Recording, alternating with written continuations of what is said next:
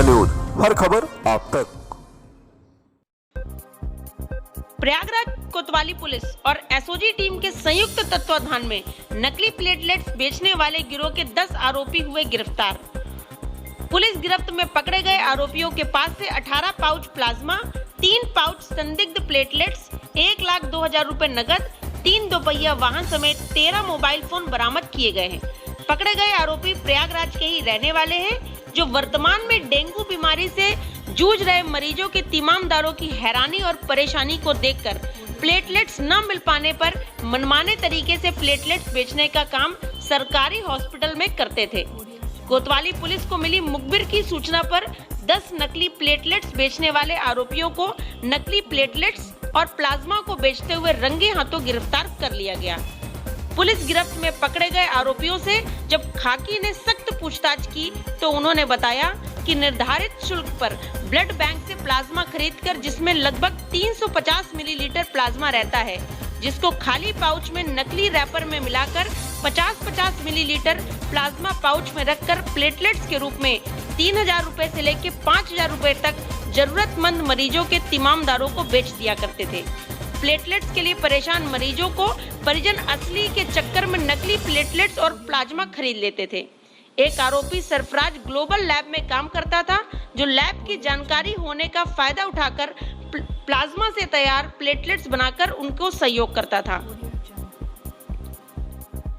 खून का काला कारोबार करने वाले गिरोह का कारोबार डेंगू बीमारी में तेजी गति से फल फूल रहा था, लेकिन आखिरकार खाकी ने मरीजों के परिजनों से ब्लड और प्लाज्मा को बेचकर पैसा कमाने वाले गिरोह के सभी 10 आरोपियों को सलाखों के पीछे पहुंचाने का काम किया है।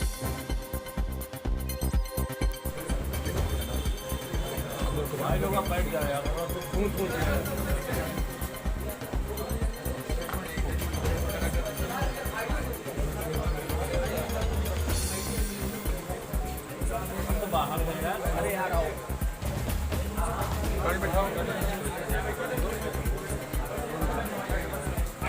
काफी तेजी से इसको वर्कआउट किया गया है। कितने लोगों को गिरफ्तार कर जेल भेजा जा रहा है?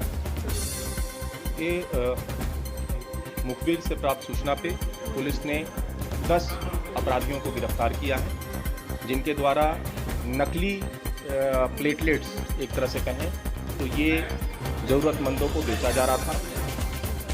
इनके पास से कई पाउचेस बरामद किए गए हैं, कैश बरामद किया गया है, मोबाइल फोन्स बरामद किए गए हैं तथा वाहन बरामद किए गए हैं। इनसे जो पूछताछ अभी तक की गई है उससे ये जो तथ्य प्रकाश में आए हैं, इनके द्वारा ब्लड बैंक से प्लाज्मा लिया जाता था और उस प्लाज्मा को डिफरेंट पाउचेस में ट्रांसफ़र करके उस पर प्लेटलेट्स का फर्जी स्टिकर लगा के ब्लड बैंक के नाम से, और ये ज़रूरतमंद जो मरीज़ होते थे उनके तीमारदारों को ये बेच दिया करते थे। इसमें से जैसा मैंने बताया 10 अभियुक्तों को गिरफ्तार किया गया है, इनको जेल भेजा जा रहा है। इनसे काफ़ी पूछताछ हुई है, अभी और भी इनसे पूछताछ की जाएगी और साथ ही साथ जो फैक्ट्स इनसे मिले हैं उन पे हम लोग आगे भी इन्वेस्टिगेट करेंगे कि इनके लिंकेजेस और कहाँ हैं।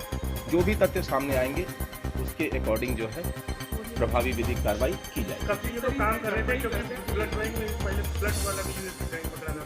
हाँ, अभी कुछ दिन पहले 12 अन्य लोगों को भी हम लोगों ने गिरफ्तार करके जेल भेजा था। उनकी मोडस ऑपरेंडी थोड़ी डिफरेंट थी। उनके द्वारा ब्लड की एक तरह से ब्लड बेचा जा रहा था। उस गैंग का जो काम था उसमें ये जो बेचने वाले ब्लड बेचने वाले जो लोग होते हैं, स्पेशली इकोनॉमिकली लोअर स्टेटा के लोगों को मोटिवेट करके उनका ब्लड निकाल लेते थे और उसको तीमारदार जो ब्लड की तलाश में ब्लड बैंक के पास जाते थे तो उनको पहले ही ये लोग कैप्चर कर लेते थे और उनको उनसे पैसे लेकर ब्लड उनको दिया करते थे। ऐसे गैंग को भेजा गया था, उसमें 12 सदस्य ऑलरेडी जेल में हैं। अभी ये 10 सदस्यीय गैंग जो है भेजा गया है। इनसे जो तथ्य मिले हैं उस पर फर्दर हम लोग जांच कर रहे हैं, टेक्निकल और अन्य चीज़ों पे, और जो भी इन लोगों से अभी तक पूछताछ की गई है। एग्जैक्ट डेट ये नहीं बता सकते हैं, परंतु रिसेंट टाइम में जो डेंगू फैला है उसके उपरांत जो डिमांड बढ़ी है प्लेटलेट की, अकॉर्डिंगली उसको जो इन्होंने गलत तरीके से को अपॉर्चुनिटी के रूप में लेते हुए इस तरह के काम इन्होंने किए। बिल्कुल इन पे कठोर विधिक रूप से जो भी चीज़ें बनती हैं उन पे सारी कठोरतम कार्रवाई हम लोग सुनिश्चित करेंगे।